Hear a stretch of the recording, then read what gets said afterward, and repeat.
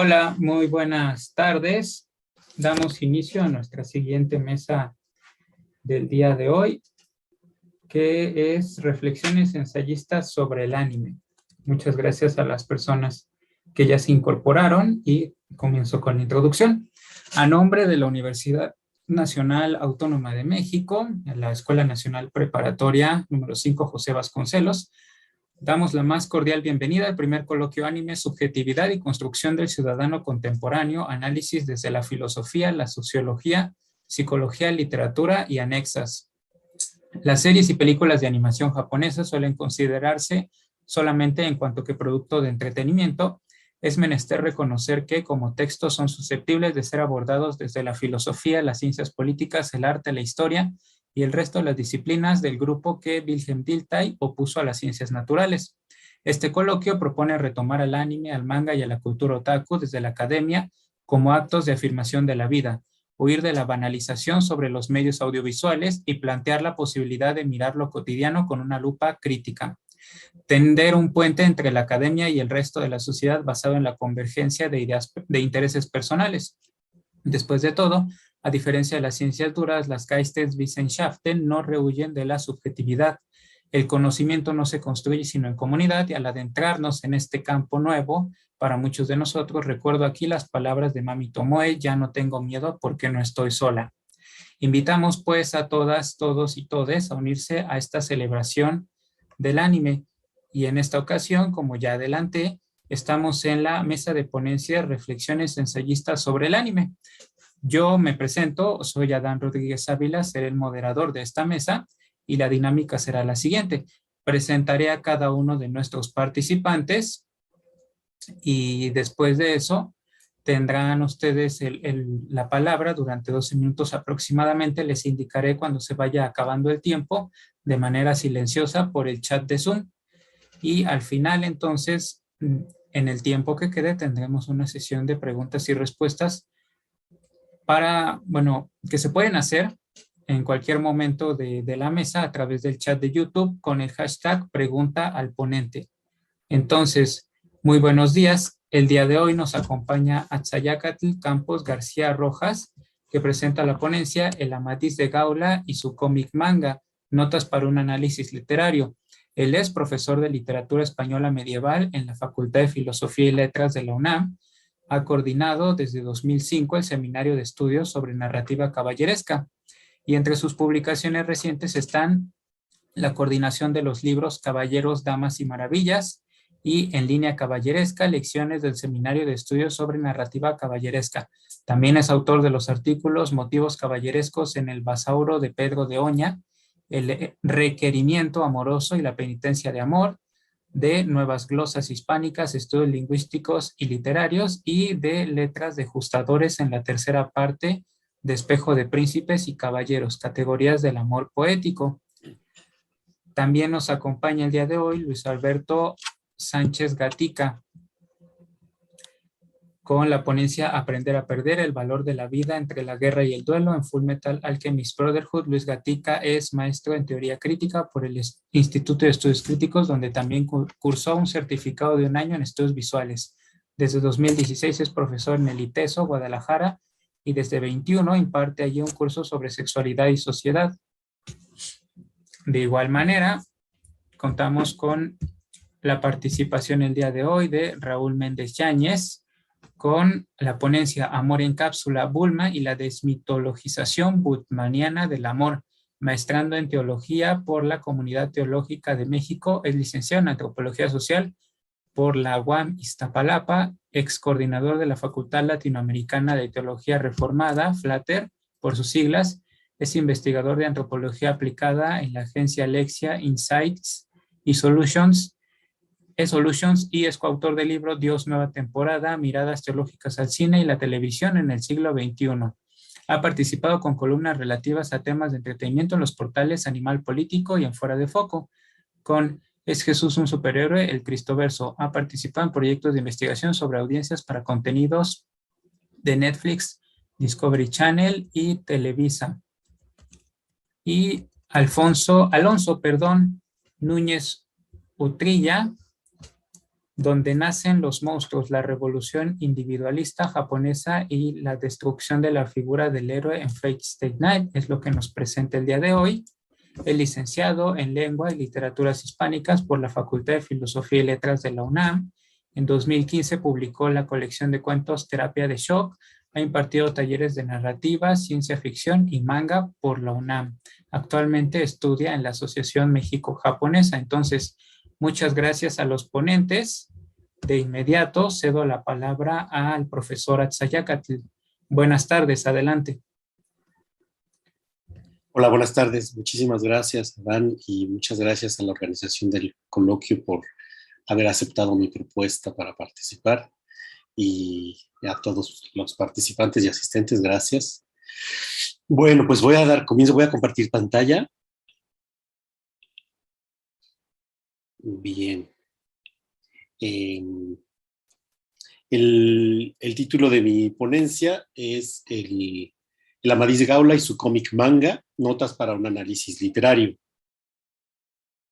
El estudio de los libros de caballerías y de la literatura caballeresca en general, específicamente, inevitablemente pasa por el análisis de cómo estas obras literarias de enorme éxito durante el siglo XVI fueron retomadas, plasmadas y reelaboradas más allá del mero texto literario, de las que se tienen manifestaciones culturales muy significativas, que justamente subrayan la trascendencia que tuvo el género. Así es posible identificar elementos de episodios, personajes plasmados en obras de pintura, por ejemplo, aquí, en esta de Delacroix, en obras bueno, este es un mural en un castillo en Italia, que se ve ahí una escena de Tristán. Acá también en cerámica, en piezas de arte aplicado, o tapices, como estos que representan escenas de El Amadís de Gaula. O, por ejemplo, en las óperas también, como tuvo éxito El Amadís de Gaula, y los libros de caballerías más conocidos fueron hechos también para presentarse en óperas y con musicalizaciones, sobre todo en Francia. Y fueron como además de esto, tenemos las reinterpretaciones infantil y juvenil de los mismos libros de caballerías. En este mismo marco cultural es en el que se encuentra la versión de La Amadís de Gaula de 1508, publicada bajo el formato de la estética manga. En este trabajo haré una presentación de esta versión publicada en 2009 por Ediciones SM, con el guión de Ricardo Gómez y los dibujos en las viñetas de Emma Ríos. Se trata de una verdadera novedad bibliográfica que narra la obra de caballerías fundacional del género a través de un cómic con diseño y estética manga. Esta versión tiene el poderoso interés de acercar la literatura clásica a los niños y jóvenes, pues además de adscribirse al manga, la editorial pregunta a sus lectores al final de su contraportada: ¿sigues pensando que los clásicos son cosa del pasado? Por otro lado, Antonio Joaquín González advierte que, cito, es Emma Ríos la primera en recrear el argumento de Amadís de Gaula y en acertar plenamente con sus dibujos en la descripción de un mundo que, aunque lejano estéticamente a los intereses del lector contemporáneo, mantiene una esencia antigua expresada en un lenguaje que es nuevo, relativamente nuevo. En la mayoría de los autores que han resumido y adaptado el Amadís de Gaula y otras obras caballerescas para el público en general, para niños y para jóvenes, Gómez y Ríos hacen una propuesta donde llevan a cabo una selección de los episodios que consideran más relevantes y que dan mejor cuenta del argumento de la obra. Se trata de un criterio eminentemente subjetivo y con cierto carácter arbitrario, pues en una selección de este tipo siempre hay aspectos formales, personales y académicos que la conforman. Sucede de modo diferente en esta versión de La Amadís de Gaula, en un cómic, pues Gómez y Ríos se apoyan justamente en la expresión mínima y simplificada del texto original para trasladarlo al guión que se ofrece en los globos del diálogo y en las viñetas del cómic. Las imágenes en manga de Emma Ríos poseen un alto poder comunicativo y de estrecha relación con este código de lectura contemporáneo. Dice González, los autores consiguen captar perfectamente este argumento en las 30 páginas que desarrollan las aventuras mencionadas, aunque evidentemente no las cuentan en detalle, sino que plasman en los dibujos unas impresiones generales que transmiten lo que fue un grueso volumen en 1508. En esta versión del manga de Amadís de Gaula, es posible identificar elementos caracterizadores de este tipo de cómics. González recuerda los orígenes del manga en Astro Boy, de Tezuko Osamu, hacia 1940, y apunta que, cito, desde su origen a la actualidad, la temática del manga ha alcanzado los diversos subgéneros narrativos, a la vez que ha ido extendiéndose más allá de las fronteras japonesas para convertirse en todo un fenómeno estético y social en Occidente. Fin de la cita. Asimismo, identifica los tres elementos principales del manga en el Amadís de Gómez y Ríos: el tema, el argumento y el desarrollo de un héroe. Además, advierte que en la conformación gráfica de Amadís y Oriana, como pareja protagonista de la obra, están presentes los subgéneros del manga, el shoujo, considerado como un manga destinado a lectoras, en que predomina la expresión de los sentimientos románticos, y el shougen. Aquí tenemos fragmentos de estos episodios donde vemos estos elementos sentimentales, ¿no? Estos aspectos sentimentales en la relación desde la perspectiva femenina, y el shougen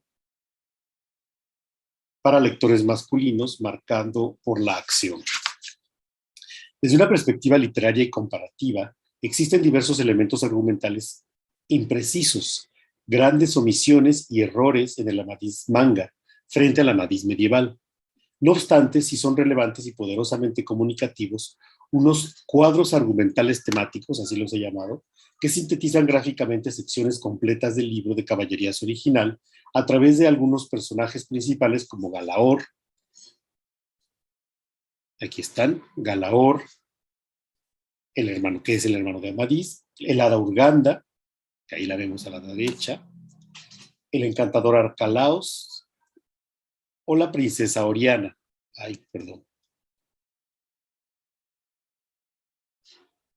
Y algunos avances narrativos de las Sergas de Esplandián, que es el hijo de Amadís y de Oriana, y que será el héroe continuador de la obra hacia lo que constituye el ciclo narrativo amadisiano. Estos cuadros argumentales son un acierto y resultan eminentemente significativos, pues permiten ofrecer al lector importantes momentos de la obra a través de una sola viñeta, compleja y conformada por varias escenas. Desde el punto de vista del estudio de la lengua empleada en el Amadís manga, quiero señalar que conviven en esta versión un estilo arcaizante que busca estar apegado al estilo propio del Amadís medieval, con expresiones contemporáneas del día de hoy. Así, Gómez usa en el guión expresiones y conceptos antiguos como sabedor de sus hazañas, en lugar de la palabra sabio. Se emplea la expresión pedir un don, en tanto que no se explica qué es un don en el mundo de la caballería. También se emplea palabras como desposado y entuerto, que claramente están en desuso actualmente. Por otro lado, el guionista no tiene empacho en introducir expresiones contemporáneas como vamos a por, que es claramente coloquial y propia del español peninsular y actual, y nunca lo dirían un personaje en la Edad Media. De modo similar ocurre con el saludo totalmente actual que se dan el rey Perión de Gaula y el rey Garinter cuando se conocen. Aquí está, ¿no? Que le dice, ¿qué os trae por estas tierras? ¿Lo habéis encontrado? Traigo un mensaje para el rey Garinter. ¿Lo habéis encontrado? ¿A quién tengo el gusto de saludar? Soy el rey Perión de Gaula. Esto de tener el gusto por saludar suena totalmente actual, ¿no? Lo mismo sucede con la descripción de Arcalaos como brujo, pues en los libros de caballerías hispánicos nunca se usa la palabra bruja, ni tampoco brujo. Se prefiere la palabra sabio, sabia y encantador. En cuanto a los aspectos argumentales de la obra, es interesante señalar cómo la versión manga omite o modifica elementos que son importantes en la versión medieval. Por ejemplo, en el Amadís medieval, el castillo de Miraflores representa un espacio emblemático donde ocurren episodios y momentos altamente significativos de la obra. Ahí se refugia Elisena, la princesa, cuando quiere ocultar su embarazo tras la relación ilícita con Perión, y ahí es donde nace el héroe Amadís. En el cómic manga, el castillo ha sido reemplazado sin razón aparente por una casita junto al río. Considero que no era necesaria esta sustitución, pues al hacerlo ocurre una degradación del espacio, que de ser un castillo pasa a ser una casita. Probablemente Gómez y Ríos consideraron que una casita junto al río tendría un valor de humildad y de mayor verosimilitud para el ocultamiento y embarazo del nacimiento del héroe. De hecho, aunado a esta situación, se omite el adulterio que ocurre entre Licena y Perión, los padres de Amadís, quienes tienen aquella relación de manera ilícita y, en todo caso, en el marco de lo que en el medioevo se denominaba un matrimonio secreto.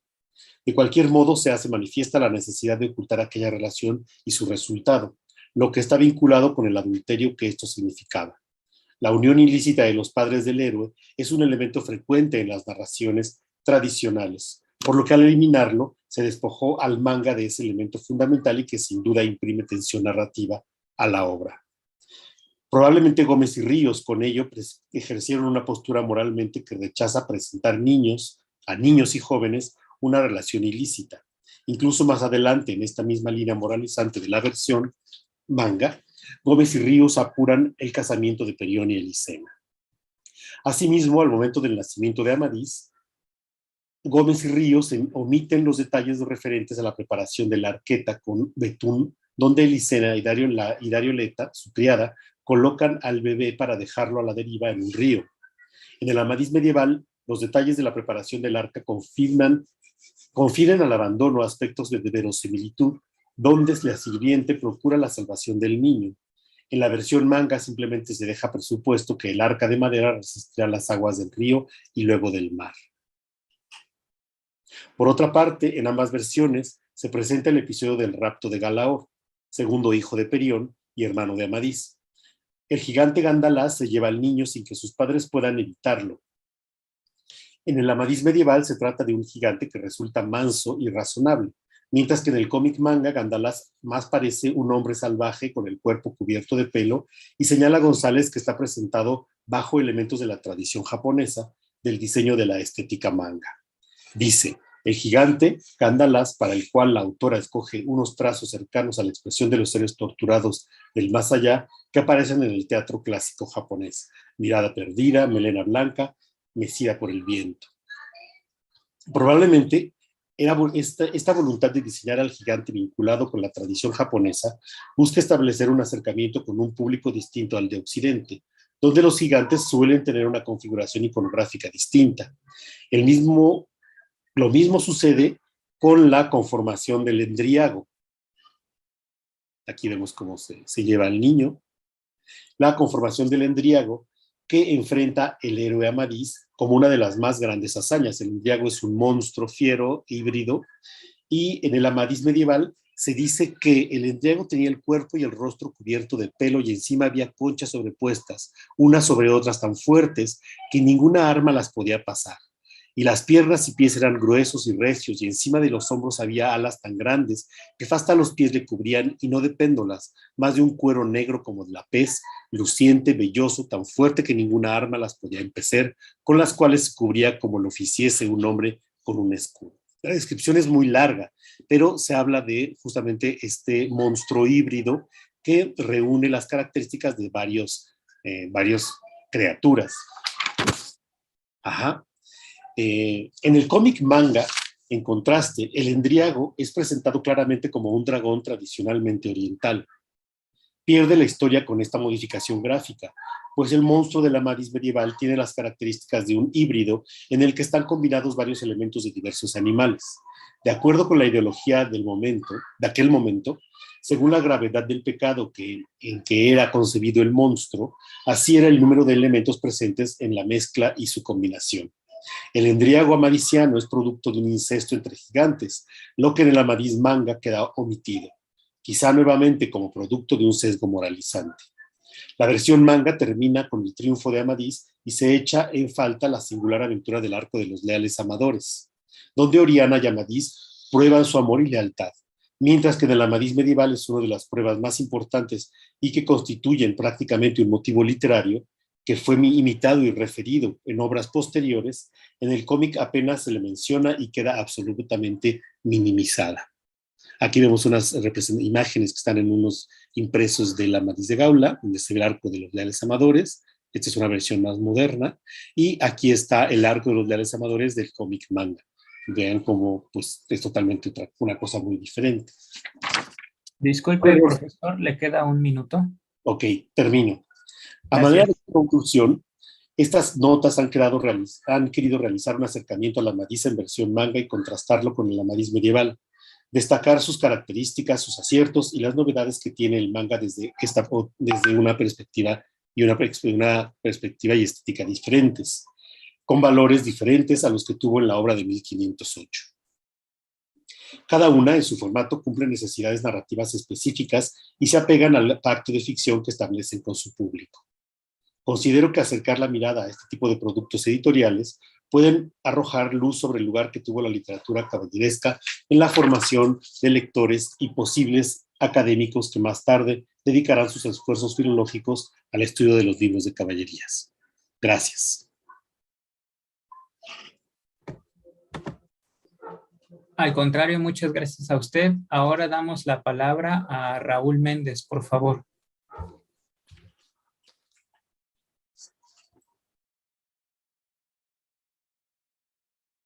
Listo, no me deja activar la cámara.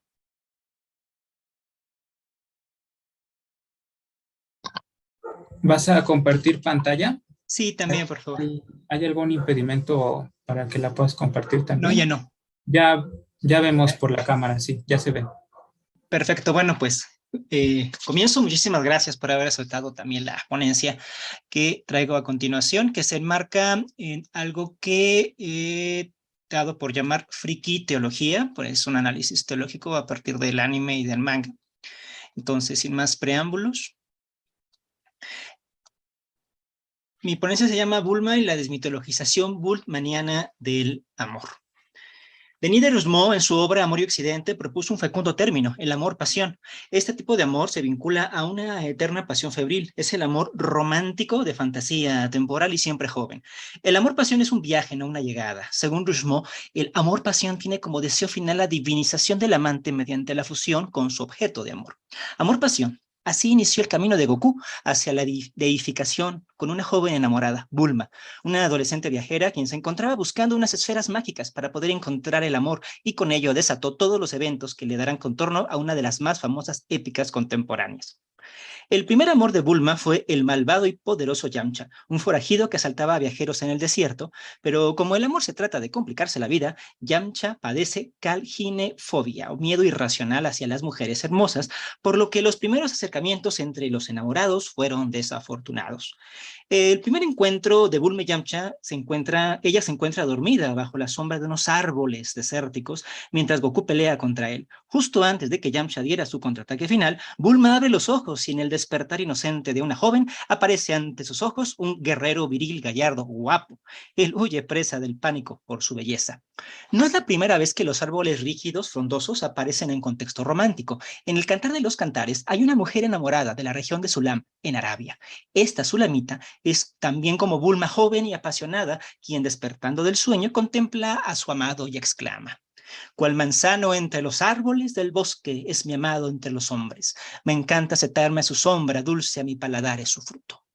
Por su parte, Yamcha, el guerrero, ha sido derrotado por la frágil belleza de aquella mujer. Así, él también padece profundamente el amor trágico que confiesa en la intimidad a Puar.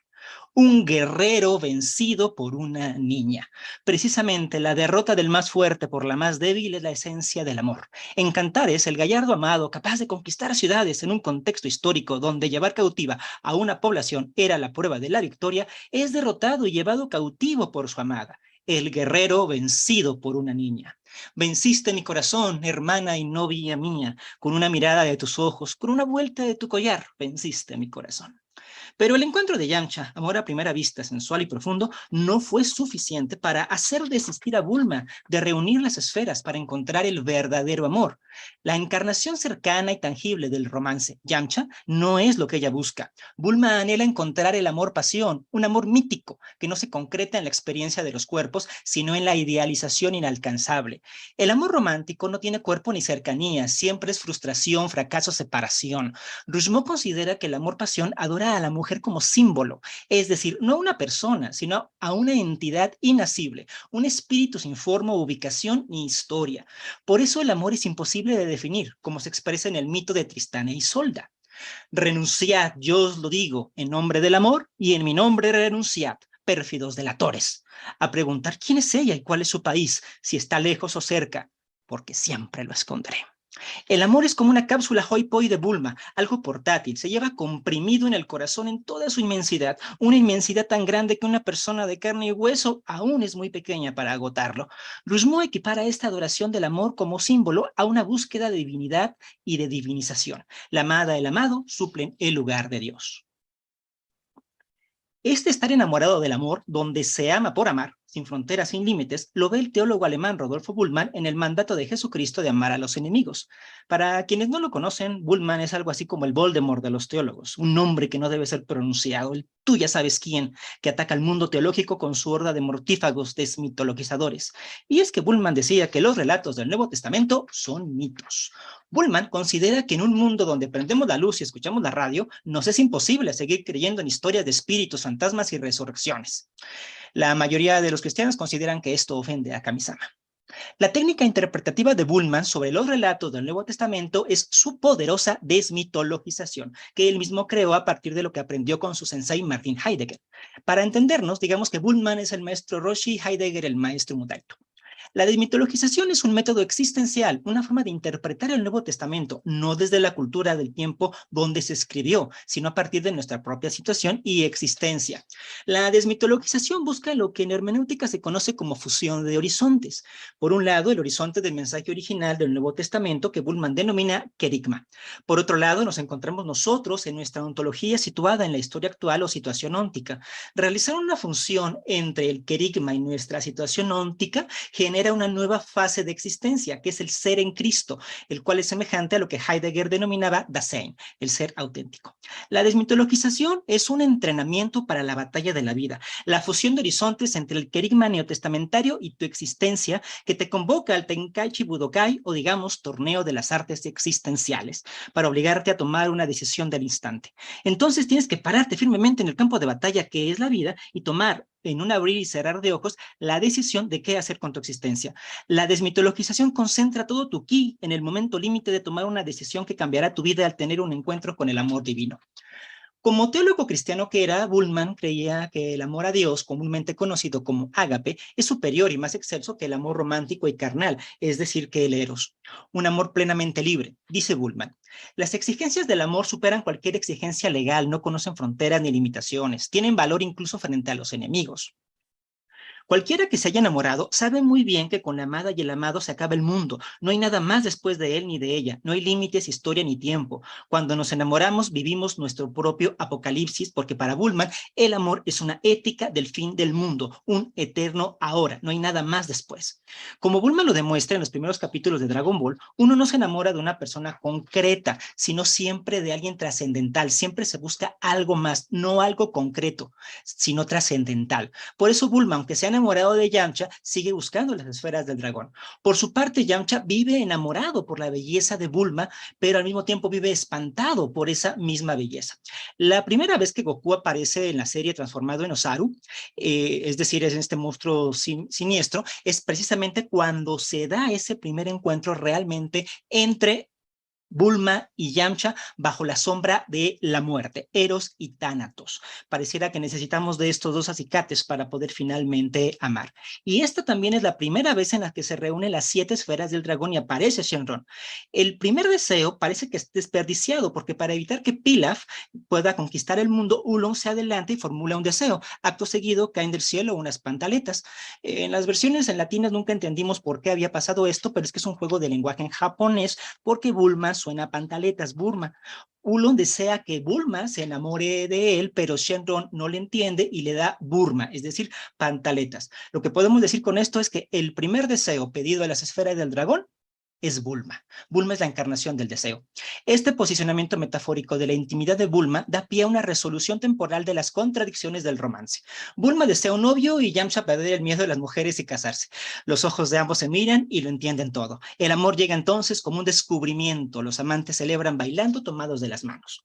Como señaló Michel Foucault, el amor está vinculado a la gnosis, a la voluntad de saber, acceder a nuevos y ocultos conocimientos. Bulma y Yamcha llegan a un gran nivel de conocimiento y con eso terminan un primer primer arco en la serie, un primer apocalipsis o escatología.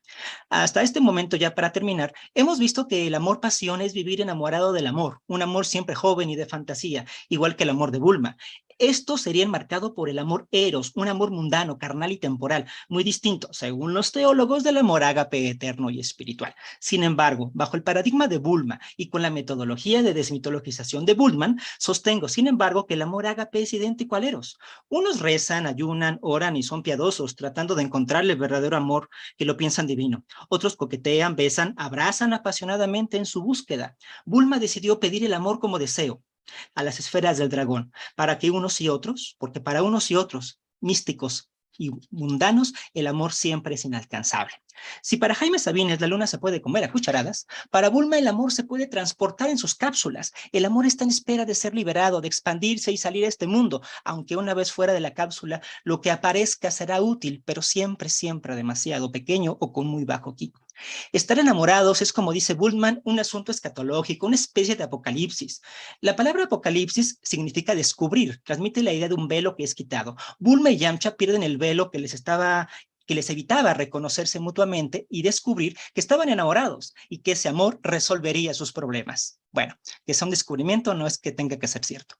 Estar enamorados es una experiencia escatológica. Significa acabar con este mundo de ilusiones y llegar a la más grande ilusión. Es terminar con la realidad tal como la conocemos y descubrir un algo en un alguien, sea una chica hermosa, el prójimo, los enemigos, o bueno, incluso aunque sea Yamcha. Listo.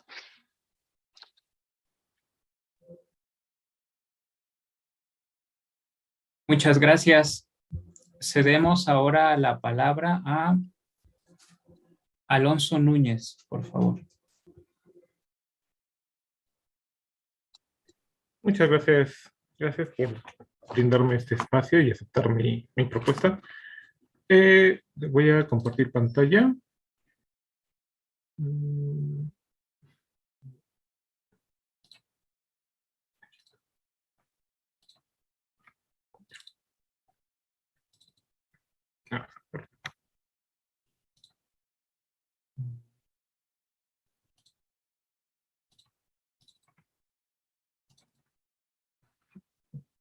Ok.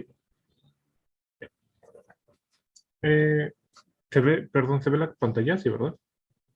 La presentación. Sí, podemos verla. Ok, gracias. Donde nacen los monstruos, la revolución individualista japonesa y la destrucción de la figura del héroe en Fate Stay Night. Sin darnos cuenta, o tal vez sí, algo que puede resultar realmente atractivo en la narrativa del manga y el anime es el espectro moral de sus personajes, principalmente sus protagonistas. En palabras de José Andrés Santiago, en su libro Manga, del cuadro flotante a la viñeta japonesa, a diferencia de la narrativa occidental, la cual es innegable que responde a un código moral y de valores religioso y principalmente cristiano, la sociedad nipona es mayoritariamente laica en cuanto a lo social, ya que tanto el budismo como el shintoísmo carecen de imposiciones morales bien definidas. Si se une esto a las férreas normas de comportamiento social, las cuales están estrictamente sujetas al contexto y a las circunstancias de cada situación, tenemos como resultado historias en las que los personajes se mueven en áreas grises, se enfrentan a dilemas morales, actúan de diferente manera dependiendo de cada situación y a veces pueden ir incluso en contra de las normas establecidas, lo que los hace psicológicamente más atractivos al público. En este sentido, llama particularmente la atención el caso de la franquicia Fate del estudio Deep Moon, especialmente su trilogía original, conformada por los escenarios Fate, Unlimited Blade Works y Heaven's Feel, más la precuela Fate Zero. Esto ya que dichas obras muestran un proceso gradual en el que se observa un rechazo a los ideales sociales comunitarios representados en las figuras heroicas de los Servants para dar prioridad a una ideología más individualista. Pero antes de continuar, es necesario retroceder unos 150 años en el pasado por algo de contexto.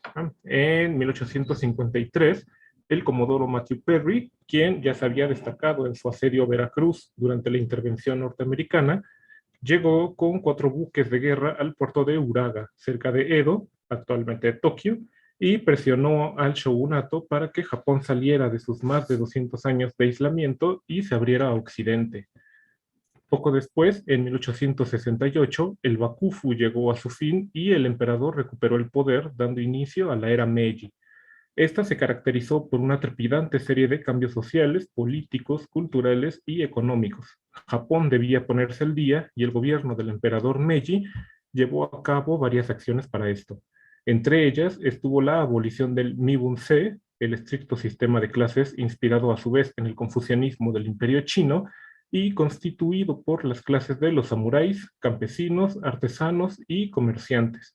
Al desaparecer este sistema, tanto para apartarse del antiguo gobierno del shogun como para facilitar el acceso de los extranjeros a esta nueva sociedad, también significó que ahora todo ciudadano contaba con la posibilidad de escalar en la pirámide social, dando como resultado un nuevo tipo de competitividad. Ante esto, el gobierno pro-occidentalización desarrolló un eslogan con el propósito de motivar a los ciudadanos y minar una conciencia social anclada en los valores de grupo. Este eslogan fue Rishin Shuse, que se traduciría como abrirse paso en el mundo por el esfuerzo de uno mismo, basado en las ideas de intelectuales como el historiador Takekoshi Yosaburo y el periodista Tokutomi Soho, quienes en su revista Kokumi no Tomo, el amigo del ciudadano, publicaban artículos sobre la necesidad de crear una nación basada en el individualismo para alcanzar a las potencias occidentales. Pero esto fue un arma de doble filo, ya que esta nueva motivación social, aunada a la prioridad que se le dio al estudio de lenguas extranjeras y a la traducción de obras occidentales y por lo tanto la entrada de nuevos conceptos estéticos y filosóficos, produjo una crisis ideológica debido a la incertidumbre que provocaba el cuestionamiento de los antiguos valores y la llegada de los nuevos. Con esto nació un nuevo aparato literario que expresaba estas incertidumbres y que incluso cuestionaba al mismo gobierno que había motivado esta revolución ideológica. Entre los periódicos que surgieron por esta nueva visión de las cosas está el Asahi, el cual cobijó al que quizás sea la figura más importante de la literatura japonesa moderna, Natsume Soseki. En una serie de conferencias que Soseki dio entre 1911 y 1914, habló respecto a esta problemática moral y propuso, a partir de los cambios que él mismo ya había notado en el comportamiento de sus conciudadanos, como solución a este sistema moral como solución a esto, un sistema moral individualista al que se refirió con el término de Hikoho ni, que significaría basarse en uno mismo.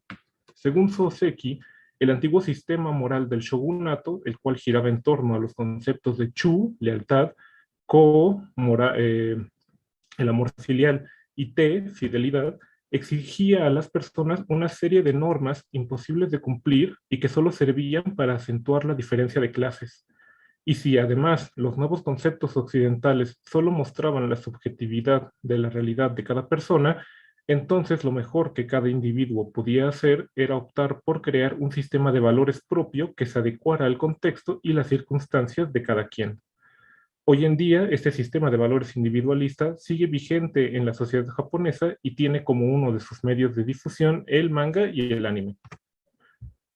En el caso de las series que conforman Fate Stay Night, el protagonista, Emiya Shiro, se nos muestra como alguien ingenuamente idealista que aspira a poder proteger a todo mundo y cuyo ejemplo a seguir es su padre adoptivo, Emiya Kiritsugu. Pero él no es el único que carga con una responsabilidad heredada. Totsuka Rin y Shinji y Sakura Mato deben cumplir con las expectativas que se tienen hacia ellos y la pequeña Ilia fue, literalmente, hecha con el solo objetivo de ganar la guerra por el Grial. No por nada los principales instrumentos para luchar en esta guerra son espíritus heroicos. Desde los inicios de la cultura humana, la figura del héroe se ha utilizado para difundir y exaltar los valores e ideales dentro de una comunidad. Son los modelos del ciudadano perfecto y no se espera menos de los demás. Soseki sostenía que el antiguo sistema de valores obligaba a las personas a aspirar a modelos perfectos y por lo tanto inalcanzables, la lealtad, la honestidad y la fidelidad absolutas. Pero, como bien dijo Soseki en su conferencia sobre la literatura moral en Osaka en 1911, estos ideales eran imposibles y la figura del héroe una ilusión que solo servía para asegurar que cada grupo social permaneciera en su lugar, creyendo que los del otro grupo, invisibilizados, sí cumplían dichos ideales. Justamente en la franquicia Fate se da una desmitificación de la figura del héroe, exponiéndolos como personajes imperfectos, con sus propios defectos e incluso que cayeron por su propio peso al tratar de cumplir con aquello que exigían de ellos esos ideales sociales. Los personajes heroicos se ven convertidos en meras herramientas que son utilizadas por otros para alcanzar sus aspiraciones de poder. Su identidad, reducida a una categoría, espadachín, jinete, asesino, etc., ya que la revelación de su nombre y su historia implica exponer sus debilidades. Incluso los personajes humanos son mostrados en un inicio como individuos idealizados, admirados como alumnos y ciudadanos perfectos, pero pero uno de los temas principales de la obra es precisamente la fachada y lo que cada individuo oculta a los demás para cumplir con aquella imagen de perfección, algo especialmente importante en la sociedad japonesa. Esto a su vez está relacionado con dos conceptos en constante conflicto dentro de la narrativa de Japón: Giri, la obligación social, y Ninjo, los deseos personales. Principalmente en las historias contadas en los arcos Fate, Unlimited Blade Works y Heaven's Feel, Shiro choca de lleno con la verdad de que no se puede cumplir con lo que dictan los códigos morales que exigen absolutos, y tanto él como otros personajes deben hacer a un lado a aquellas figuras que veneraban y consideraban ejemplos a seguir, y deberán crear una moral propia, apartarse del camino dejado por otros y abrirse paso en el mundo por sí mismos, aplicando diferentes normas dependiendo de cada situación y dentro de sus posibilidades. Como ya se ha dicho, esta revelación se da de manera gradual y esto se puede notar al observar los cambios en las dinámicas entre Masters y Servants en cada escenario. En Fate, el heroísmo recae sobre todo en Shiro y Saber, quien es el rey Arturo, bueno, Arturia, y es ella la que debe luchar la batalla final y destruir el Grial solo para volver al momento de su muerte y repetir el ciclo. En Unlimited Blade Works se da el primer punto de inflexión: el conflicto entre Shiro y Archer, su doppelganger, quien representa aquello en lo que se convertirá si continúa con sus ideales imposibles, un espectro de culpas y arrepentimientos frustrado al no poder cumplir con sus expectativas autoimpuestas. Aquí los personajes humanos adquieren mayor peso y se profundiza en la tragedia de los personajes heroicos, pero el final es agridulce, ya que se da a entender que Rin no podrá evitar que Shiro se convierta en Archer. Es hasta Heaven's Fields que se da el verdadero cambio. Aquí los Masters se ven privados de sus Servants a la mitad de la historia y deben hacer todo por su cuenta, sin modelos heroicos que les guíen, y es donde Shiro termina por hacer a un lado su ideal de proteger a todos y decide que dedicará su vida a proteger a Rin, a Sakura, incluso declarando que él no es como su padre Kiritsugu y no actuará como él lo hubiera hecho. Esta relación con Sakura, más allá del elemento romántico, indica el cambio en la psique de Shiro, su paso de aspirar al absoluto e imposible a algo concreto que está dentro de sus posibilidades. Es en este escenario en el que los personajes logran romper el ciclo y cada quien establece sus propios valores y normas de conducta. A su vez, es aquí donde se conoce la verdadera naturaleza del Grial y el origen de la batalla por este. El Grial no resulta ser otra cosa que la acumulación de los deseos humanos, así como de toda la maldad de la que desean desprenderse, la oscuridad propia que rechazan y adjudican a los otros. Es un chivo expiatorio, Angra Manju. No por nada el Grial es representado como un enorme hueco del que emana la maldad del mundo y que trata de ser llenado con los espíritus de los héroes de la humanidad. Pero lo cierto es que no importa cuántas figuras heroicas produzcan las personas, el pozo nunca se llenará y la sociedad perfecta es solo un sueño, sobre todo si se rechaza dicha oscuridad. Y es que no hay que olvidar que, de hecho, sí hay un Servant que sigue siendo una aliada hasta el final. Ryder, quien en los escenarios anteriores era apenas una figura antagónica menor, es importante en Heaven's Fields porque ella no es una heroína, es Medusa, un monstruo. Invocada por Sakura sin un catalizador, Ryder llega a ella por sus paralelismos. Ambas son mujeres abusadas a las que se les ha considerado monstruos. A diferencia de los otros entes heroicos, Ryder incluso logra sobrevivir y quedarse en el mundo físico debido a que ella abrazó su oscuridad, aquella de la que los héroes escapan y ayudan a escapar, y lo mismo ocurre con Shiro, Rin y Sakura. A partir de la imagen del héroe, el ciudadano ideal que exige la perfección, negamos nuestra oscuridad y, como diría Jung, al no admitir la sombra en nuestra conciencia, ésta se proyectará en los demás y los veremos como monstruos, ya sea una persona, un grupo de individuos o una nación. El individualismo que proponía Soseki no era igual a egoísmo. Para él, Los valores nacionales debían ser hechos a un lado al exigir los mismos ideales de conducta imposibles a todos los individuos, y en cambio, cada quien debía crear su propia brújula moral y forma de actuar, pero siempre buscando no perjudicar a los demás. Irónicamente, y como se muestra en Fate, eso también es un ideal imposible, pero la diferencia radica en que Soseki decía estar consciente de ello, de la imperfección y de todo sistema de valores, incluso el suyo. Negar la sombra, lo imperfecto, conduce a negarnos a nosotros mismos, porque el verdadero error radica en creer en absolutos y los verdaderos monstruos nacen de la luz, del ideal de la perfección. Los verdaderos monstruos son los héroes.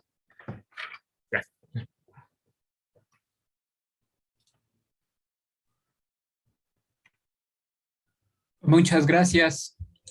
Entonces, cerramos con la ponencia de Luis Alberto.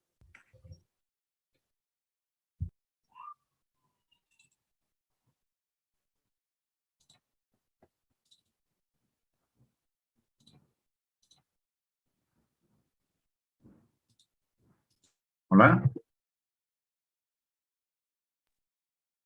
Hola, ¿qué Hola. tal? Estoy teniendo complicaciones con Zoom. Ok. No soy muy diestro. Bueno, considerando que había... Permíteme un momento. Alonso, ¿puedes dejar de compartir tu pantalla, por favor? Ya, muchas gracias. Ahora sí, adelante. Bien, había contemplado 20 minutos. Se dijeron 12, luego 20, luego, bueno, 12 otra vez. Entonces, voy a tener que resumir en tiempo real. Leo mis párrafos introductorios. Aprender a perder el valor de la vida entre la guerra y el duelo en Full Metal Alchemist Brotherhood. En el mundo de este anime, la alquimia se rige bajo la ley del intercambio equivalente, pilar que nos recuerda al principio equivalencial del capitalismo, mediante el cual asumimos que todo tiene un valor que puede ser traducido al dinero. Desde el principio del anime, sin embargo, queda claro que existen ciertas entidades que no pueden ser sometidas o traducidas a estos lenguajes de valoración. A lo largo de esta ponencia quisiera desplegar un poco del potencial filosófico de esta historia a partir del duelo, la pérdida y la guerra. Con este objetivo presentaré en 3 secciones. La primera, sobre cómo la incapacidad de asumir una pérdida es lo que lleva a los hermanos Elric a perder sus cuerpos y es también lo que conduce a todos los demás a los problemas que fundan la trama entera. La segunda, sobre cómo intentar traducir las vidas humanas a un valor, termina por reducirlo al mínimo, tanto en la guerra secas como en su objetivo secreto de producir piedras filosofales para darle poder a otros.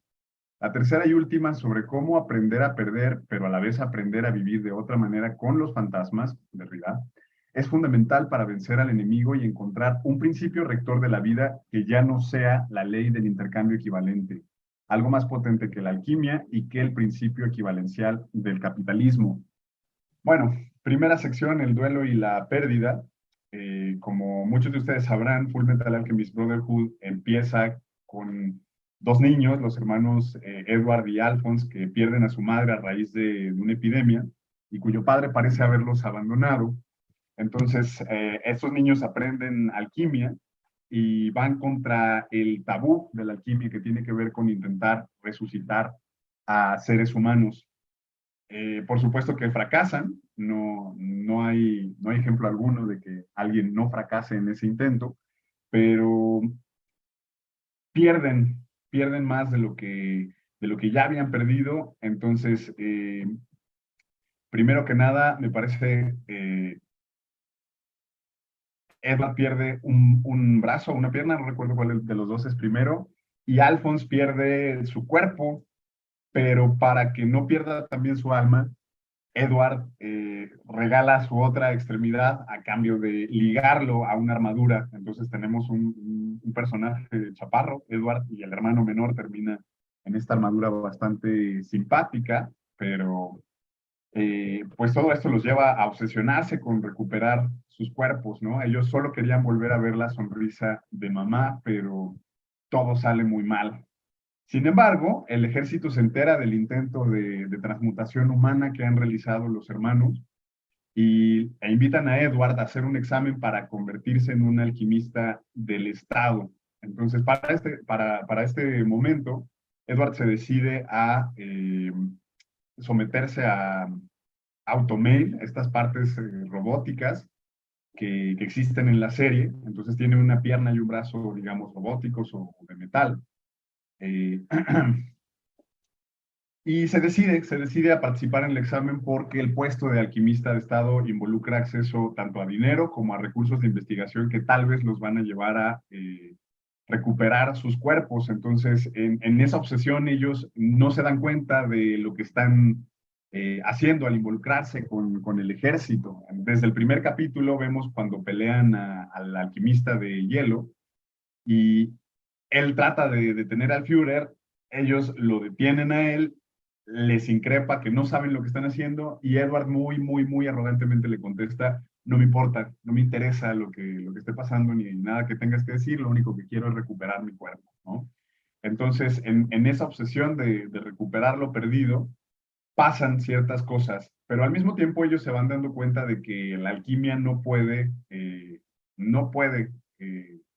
recuperar todo o conseguir todo. Desde el principio, con el fracaso en su intento de transmutación humana con su madre, se dan cuenta de que eso no puede ser, pero siguen en una relación muy tensa con la pérdida en ese sentido con su cuerpo.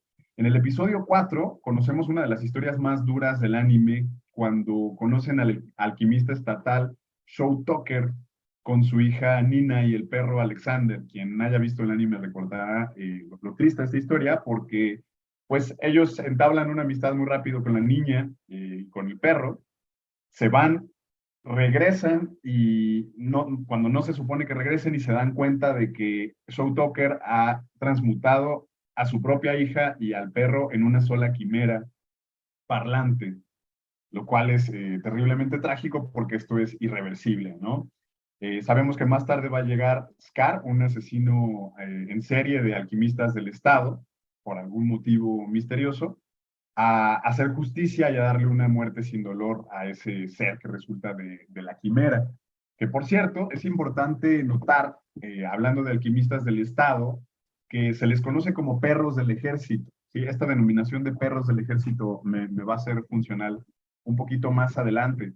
Tenemos un montón de ejemplos sobre la cuestión de la pérdida, porque justo Show Tucker tampoco sabe perder, él no quiere perder su licencia de alquimista estatal y está dispuesto a pagar con su hija, y de hecho también con su esposa, como lo podemos revisar en ese mismo capítulo, para no perder su posición. Incluso llega a increpar a Edward y decirle que son iguales, y hay un plano precioso con unos lentes donde en uno de los lentes vemos a Edward y en el otro vemos a Show Tucker diciéndole: tuvimos la oportunidad y lo intentamos, al borde de, lo cual provoca un coraje de Edward al borde de que lo mate a golpes, de no ser porque Alphonse lo detiene.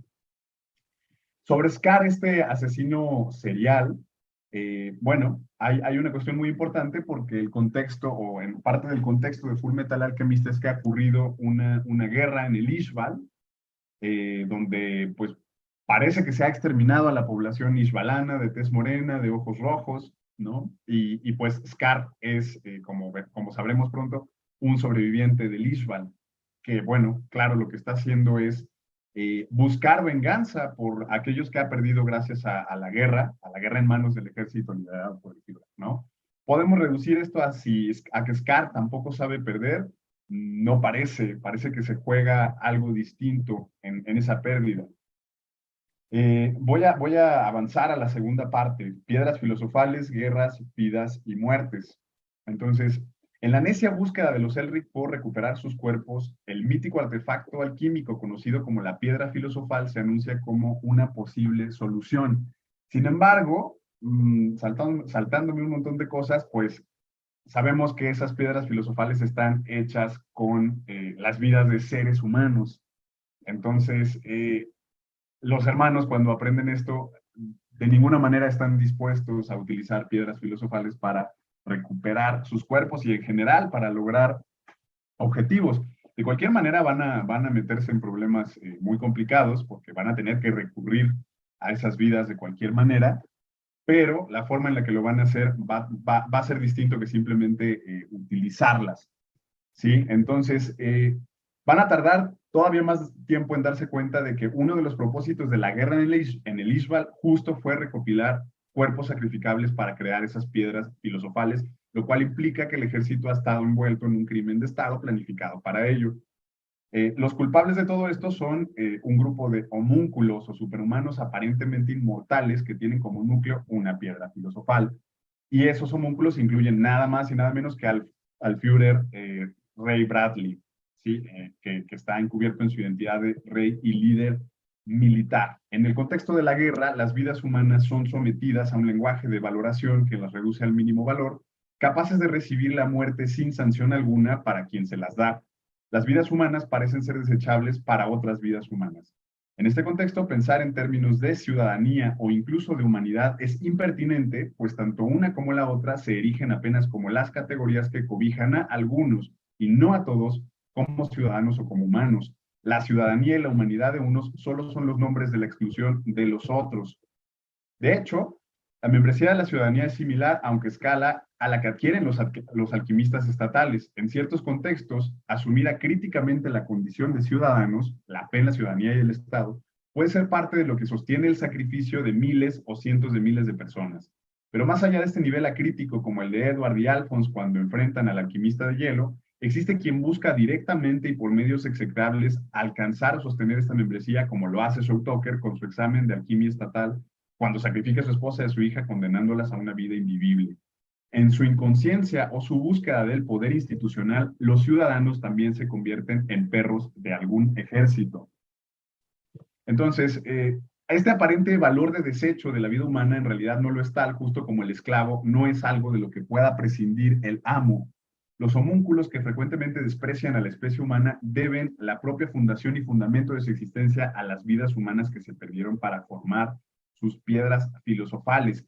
Es justo el valor que incluso para los homúnculos tienen, aunque sea en esa forma y aunque sea de modo utilitarista, lo que muestra la operación de una lógica de exclusión inclusiva de la vida humana en forma de nuda vida, tal como la que denuncia Giorgio Agamben en su formulación de la biopolítica, ¿sí? Entonces, justo las vidas humanas sostienen la existencia de los homúnculos y su propia posibilidad. La incapacidad de, bueno, también está la cuestión de la incapacidad de los homúnculos de aceptar su propia muerte, que en realidad es el punto en el que los sabemos más humanos. Entonces, me voy a saltar un montón de cosas más, incluyendo la renuncia de Winry, una víctima de Scar, ¿no? Scar asesina en la guerra del Ishbal a los papás de Winry, que en realidad son médicos que ayudan a todo el mundo. En algún momento se dan cuenta y ella tiene la oportunidad de asesinar a Scar. Scar asume su papel y su responsabilidad y se lo permite y ella aún así lo denega. Es decir, ella toma una relación distinta con el dolor porque sabe que cobrar la vida de Scar no va a devolverle nada. Incluso de manera negativa, no tiene sentido evaluar las vidas humanas así. Hay un momento muy peculiar en el capítulo 54, cuando Hawkeye, una francotiradora, aparece en un flashback de Ishbal terminando de hacer una tumba. Otro personaje le pregunta si es para un colega, pero Hawkeye le revela que es para un niño de Ishbal. Esto tiene un carácter muy especial. Me parece que hay que traer a colación la figura de Antígona, con toda proporción guardada, porque Hawkeye, como francotiradora, ha puesto en marcha ella misma el horror de la guerra, pero Antígona justo trata de rescatar de los buitres el cuerpo de su hermano Polinices, excluido de la polis al perder la guerra contra Creonte. Antígona pretende enterrar a su hermano, incluso aunque el precio de su gesto sea el de su propia vida. La apuesta de Antígona comienza con su renuncia al estatuto de la ciudadanía, al de la vida humana, al de la vida. Al respecto, Judith Butler señala que la violencia contra aquellos que casi no cuentan como vidas, contra quienes viven en un estado de suspensión entre la vida y la muerte, deja un registro que no es un registro. No habrá ningún acto público de lamento, dijo Creón en Antígona. Esta es una cita de Butler, todo lo que acabo de decir. En esta recuperación del contar o valer como vidas, aparece el potencial político que he querido señalar, la necesidad de reconocer todas las muertes y no solo las de los nuestros en un sentido restringido en que nosotros puede ser miembros de la misma familia, de la misma nacionalidad, sexo, de cuestiones de racialización o de cualquier otra categoría. Enterrar a este niño isbalano con sus propias manos es el primer paso que Risa Hawkeye da en dirección hacia una política otra. Y en realidad esa política de la amistad entre los diferentes va a ser necesaria para desarticular el proyecto de los homúnculos porque si hemos llegado al final de la serie, sabemos que necesitan un círculo alquímico de tamaño nacional que contrarreste el círculo alquímico que Padre, el líder de los homúnculos, ha hecho con ayuda de ellos. Y bueno, este círculo, este contracírculo alquímico en realidad dependerá de la alcaestria que la niña Shingesa, un personaje de otro país, necesita ayudar a Scar a descifrar a partir de tatuajes que quedaron en el brazo que le dejó su hermano muerto en la guerra de Ishbal. Demasiados detalles que no puedo sintetizar en este poco tiempo. Pero justo pasando a la tercera sección que tiene que ver con aprender a vivir con los fantasmas, bueno, todo esto trae a tema la aparición de Hohenheim, que es el padre de los dos hermanos, Edward y Alphonse, que si bien estuvo ausente en la formación de sus hijos, no ha estado ausente en la construcción de una respuesta al plan de los homúnculos. Y esto es porque en realidad él es un homúnculo también. Es decir, él también alberga una piedra filosofal y por lo tanto miles de vidas de personas con las que justo, contrario a los homúnculos, él se ha dedicado a platicar. Durante todos esos años que le han permitido vivir, él se ha puesto a platicar con cada una de las almas que integran su piedra filosofal para que cuando llegue el momento, estas almas se rebelen contra Padre. Y en efecto, Padre le roba las almas de su piedra filosofal y estas se rebelan ante él, lo cual es fundamental para poner en marcha el plan del otro círculo alquímico. Entonces, esta cuestión del movimiento de Hohenheim, que me parece de una belleza impresionante, ponerse a platicar con las almas que lo componen, cosa que los homúnculos son incapaces de hacer porque desprecian esas vidas humanas a partir de las cuales están hechos, tiene el carácter de lo que Derrida habría mencionado, aprender a vivir de otro modo o aprender a vivir con los fantasmas, ¿no? Aprender a vivir de otra manera con los espectros, esta es una cita, esto es hacer justos con los espectros y con su tiempo, a responderles con justicia, es en primer lugar aprender a rastrear dentro de nosotros la alteridad que asimismo nos conforma a través de las huellas y pliegues que todos los otros van trazando y depositando en nosotros. Cierro la cita, que es de una lectora de Derrida, Cristina de Peretti. Entonces, Hohenheim lo hace de manera literal, pero cualquiera de nosotros podría encontrar en sí mismo las huellas de la alteridad, es decir, el paso de los otros por su cuerpo, por la formación de su cuerpo, por sus células, por sus genes, ¿no? Entonces, en esa reivindicación del otro, que de cualquier manera somos nosotros, me parece que se juega esa política otra, ya no la de los homúnculos con los homúnculos, la de los isbalanos con los isbalanos, ¿sí? Sino la de la diferencia contaminándonos. Entonces, aceptando esa contaminación de la diferencia y esa amistad distinta es como algo distinto ocurre en Fullmetal Alchemist Brotherhood. Y algo que simboliza muy bien esto que estoy diciendo es el caso de Avaricia. Como sabemos, Avaricia es el único homúnculo que logra afianzar una relación amistosa con los humanos. Incluso hay una relación simbiótica con un humano, con Link. Pero en el momento de la muerte definitiva de este homúnculo de Avaricia, justo se despide de los hermanos Elric, de Edward y Alphonse, llamándolos sus amigos del alma, ¿sí? Entonces es el único homúnculo que llega a dar ese paso. Deberíamos hacer un ensayo completo sobre las últimas palabras de los homúnculos y su relación con la humanidad y cómo cada uno llega más lejos, ¿sí? Por ejemplo, el propio rey Peter Bradley reconoce como... Disculpa, el tiempo está por acabar. Gracias. Reconoce como meritorio haber muerto con oponentes humanos. Entonces, esa amistad del alma, esa amistad entre los diferentes, me parece que es fundamental para esa solución. Y si bien no llegamos a un reemplazo total del mundo y vemos que Mustang y los demás personajes probablemente tengan ciertas direcciones que no nos encantarían, no tenemos el final más feliz de todos, sí los hermanos justo al final, al menos Edward, renuncian a la alquimia, y por lo tanto renuncian al principio de intercambio equivalente y de manera muy explícita proponen una ética donde cada vez que reciben algo dan más. y mencionan cómo eso les da resultados. Entonces, me parece que en esa ética del recibir y dar más y no esperar ese intercambio equivalente, y en esa amistad del alma entre los diferentes se juegan la posibilidad de otros mundos, como nos enseña Fullmetal Alchemist Brotherhood.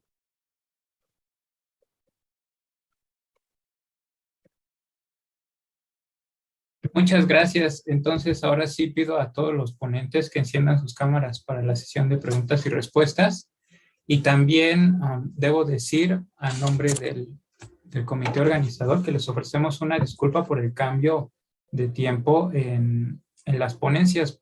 Fue un error humano porque nosotros pensamos en primer lugar que el Internet agilizaría las cosas y sin embargo no estábamos contemplando que la participación de preguntas y respuestas generalmente sería mayor del público porque en efecto a muchos de los espectadores les han agradado mucho las ponencias y también los protocolos de inicio y fin de video porque está pensado para resubirse a futuro como cápsulas. Entonces, de ahí que nos tuvimos que ajustar un poco. Entonces, aprovechando, bueno, a propósito de lo que les acabo de decir, en esta también hubo mucha participación.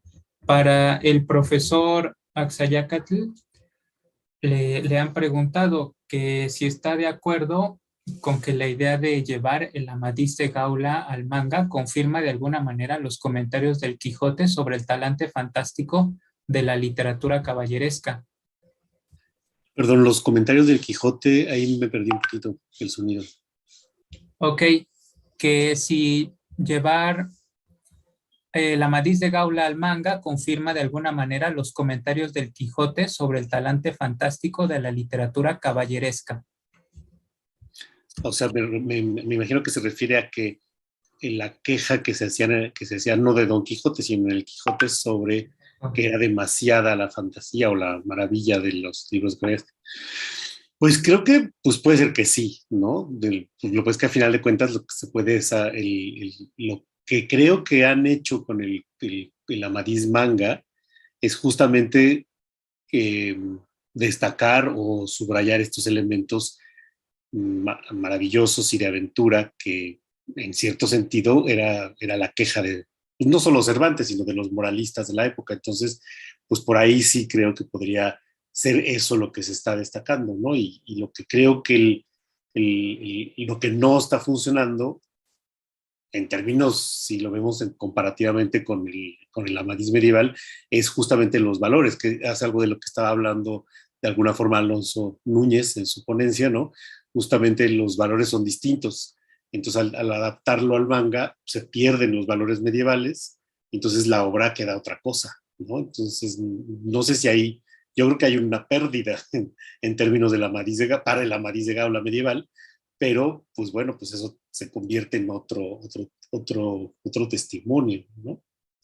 No sé si es un poco eso a lo que quería que él respondiera, pero más o menos creo que va por ahí. Sí, gracias. Sí, por ahí. Y bueno, también otras dos preguntas que tienen mucho que ver con lo que acaba de decir es, ¿usted cree que estas adaptaciones de obras medievales al manga tendrían mejor recepción si priorizaran la conexión con el lector en lugar de apegarse al lenguaje medieval? Y otra pregunta, ¿cree, profesor, que los elementos simbólicos que no fueron plasmados en el Amadís, en el manga, respondan a una especie de código moral actual producto de la modernización? Sí, pues creo que es eso, ¿no? Lo que estábamos diciendo hace rato.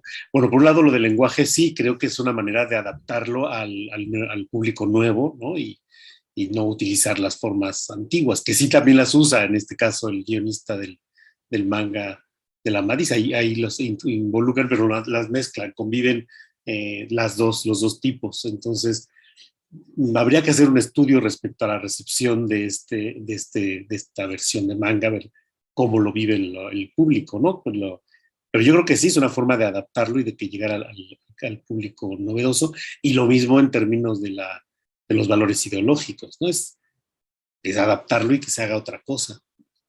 No sé si es bueno o malo, es simplemente sale otro producto, ¿no? Gracias.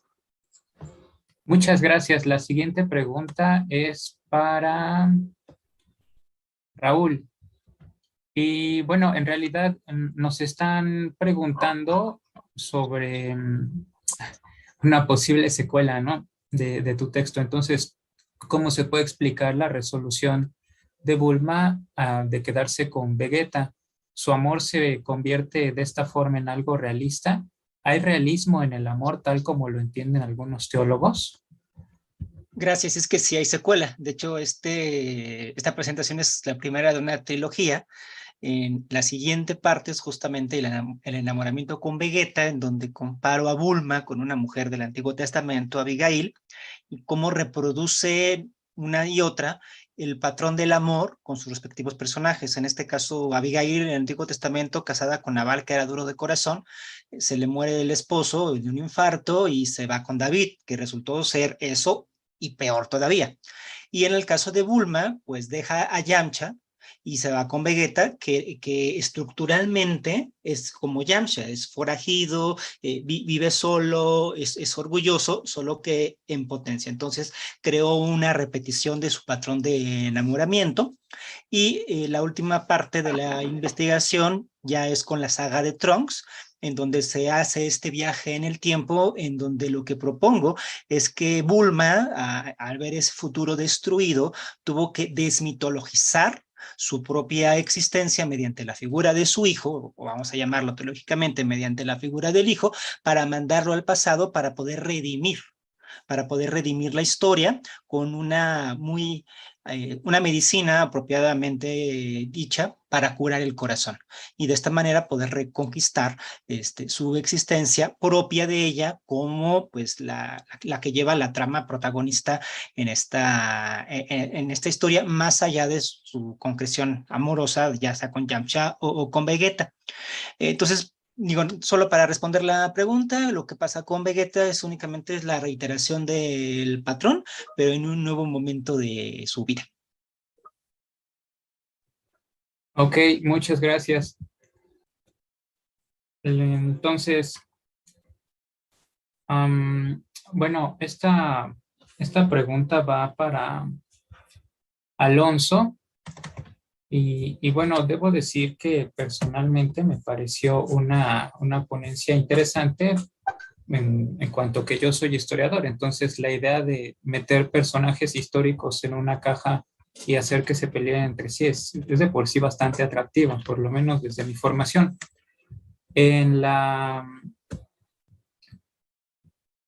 Entonces, la siguiente pregunta es, ¿cómo es el balance en la trilogía de Fate que se le da, en cuáles se le da mayor importancia a los personajes históricos y en cuáles se le da mayor importancia a los personajes que no son históricos? Quisiera que por favor ahondaras en ese punto de tu exposición y qué repercusiones tiene entonces para la narrativa. Por ejemplo, a lo que me refiero es que la primera Fate, la original, es una de las que ha recibido más críticas y es también una de las que le ha dado mayor importancia al desarrollo de los personajes como Emi-Ashiro.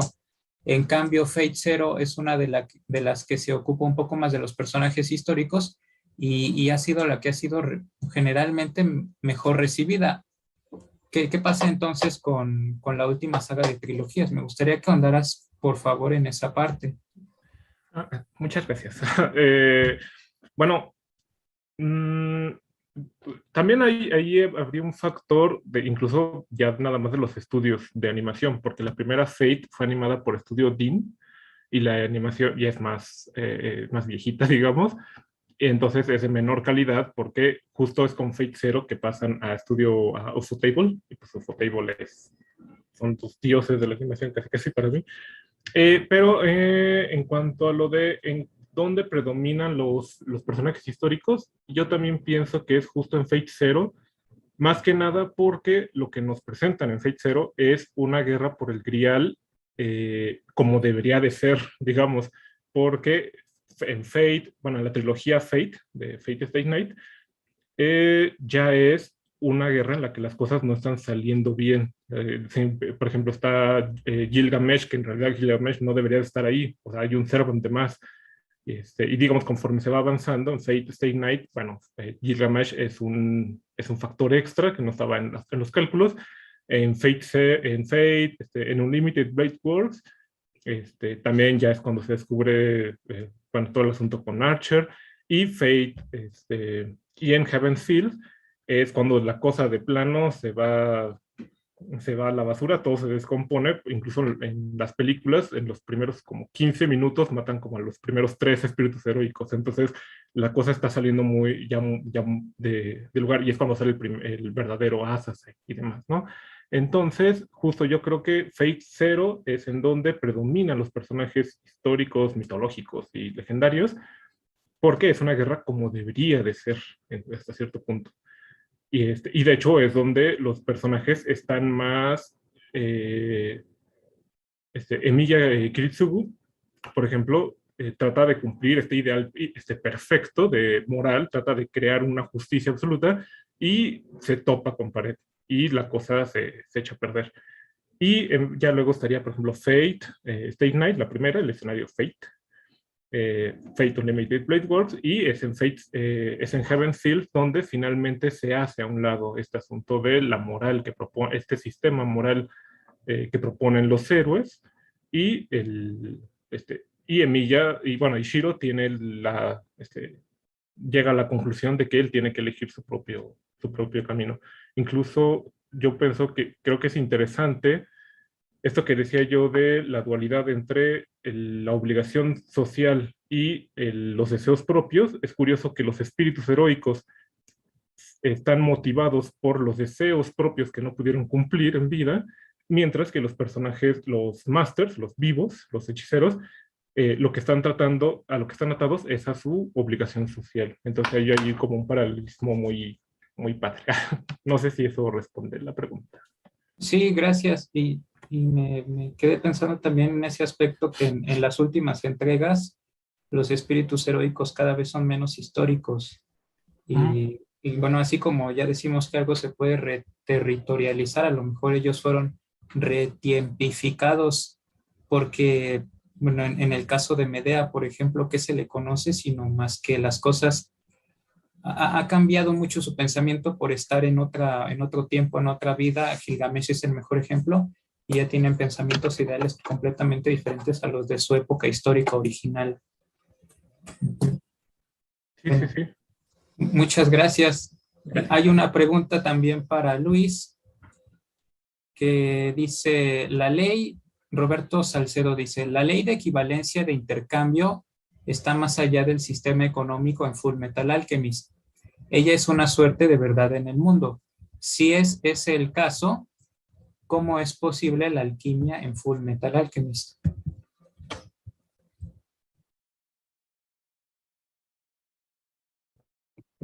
Bueno, yo creo que así como la acción del intercambio equivalente va más allá de la economía, digamos, de la economía en el sentido más terrenal, pues hay cosas en el mundo que van más allá de la alquimia. Y creo que el personaje que más pone en acto esta cuestión es Verdad, es el personaje de la verdad. Entonces, ¿qué es lo que pasa cuando un alquimista rompe el tabú?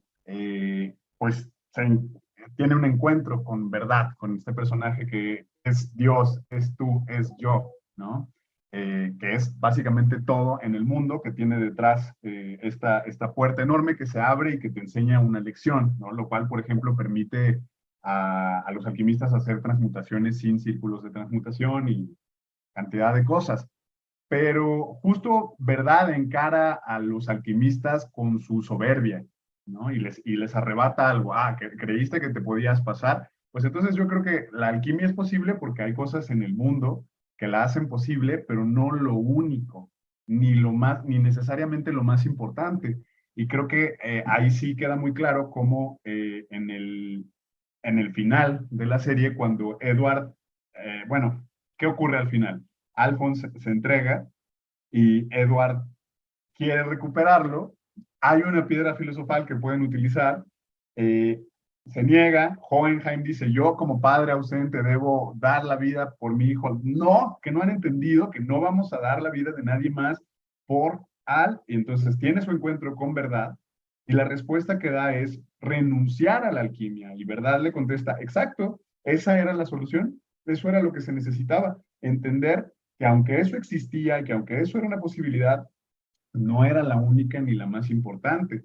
Por eso, acto seguido, en el epílogo narran sobre esa construcción, sobre esa construcción a partir de o esos ensayos que hacen con una ética distinta. Insisto, no es un final tan feliz porque Mustang, uno de los perros del ejército, el alquimista de fuego, sí utiliza la piedra filosofal para recuperar la vista que verdad le quita. Que por cierto, pues él no intenta romper el tabú y aún así lo utilizan, le quitan la vista, etcétera, cosa que me parece que sí está justificada por todas las vidas que arrebató en el Ishbal. Entonces ese personaje va a seguir, como sabemos, utilizando la alquimia y es incluso capaz, sabiendo todo, de utilizar la piedra filosofal para recuperar algo suyo y reordenar el mundo o dominar el mundo. Entonces la alquimia sigue ahí, digamos, aunque ellos hayan renunciado a eso, ellos siguen ahí y todas estas cosas se cumplen al mismo tiempo. Eso sigue existiendo en el mundo, pero no es lo único que existe en el mundo, no es lo único que es posible en el mundo, ni tampoco lo más fuerte, porque ni siquiera papá en todo el intento que hace con un círculo de transmutación nacional logra apoderarse de la verdad al final, por el motivo que sea, no ocurre. Muchas gracias y gracias a todos los ponentes que participaron en esta mesa. Disculpen una vez más la cuestión del tiempo. Agradecemos mucho su interés en haber participado en este proyecto y bueno, la Universidad Nacional Autónoma de México les agradece su asistencia al primer coloquio Anime, Subjetividad y Construcción del Ciudadano Contemporáneo, análisis desde la filosofía, la sociología, psicología, literatura y anexas. Les recordamos que les vamos a hacer llegar en los siguientes días las constancias de participación a través del correo electrónico y les ofrecemos un aplauso a la distancia. Y bueno, muchas gracias por su atención. Entonces, gracias por sus ponencias. Todos fueron de una extraordinaria calidad. Y entonces nos vemos hasta entonces. Muchas gracias. Muchas gracias. Hasta luego. Hasta luego. Gracias. Hasta luego.